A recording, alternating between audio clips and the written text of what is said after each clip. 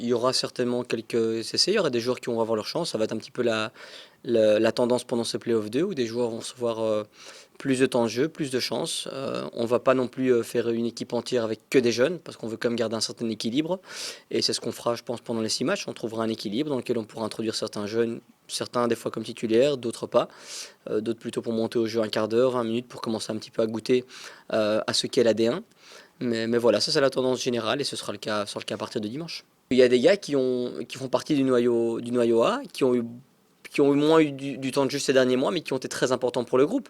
Et quel que soit leur âge, je pense à ces gars-là aussi, ces gars-là vont également aussi avoir du temps de jeu en Playoff 2 parce que on veut aussi les récompenser pour la bonne attitude dont ils ont fait preuve pendant toute l'année. Ils nous ont permis d'accrocher une coupe.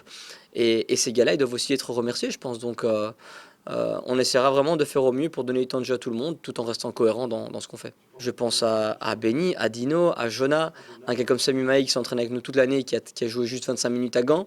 Donc voilà, tous ces gars-là qui ont un petit peu, qui ont plus d'expérience mais moins de temps de jeu ces derniers temps, ben, ils vont aussi être récompensés par rapport à pour leur bonne attitude, quoi. Mais à certaines positions, on n'a pas énormément de joueurs non plus. Je prends l'exemple au milieu de terrain. Young se réentraîne depuis hier, mais pour le reste, on a Young, Adri et Magnatis au milieu. On n'a pas énormément de joueurs. Donc c'est pas qu'on peut dire, ah ben lui, comme 9 chances sur 10 il sera plus là, on va pas lui donner de temps de jeu. Et il faut aussi que les joueurs qui jouent en réserve soient prêts. Je prends l'exemple de Martin Romacle, il se réentraîne correctement depuis une semaine ou deux. Il a souvent eu des petites blessures ces derniers mois, donc il n'a pas eu beaucoup de rythme. Ce serait peut-être pas un cadeau de le faire commencer directement en équipe première dimanche.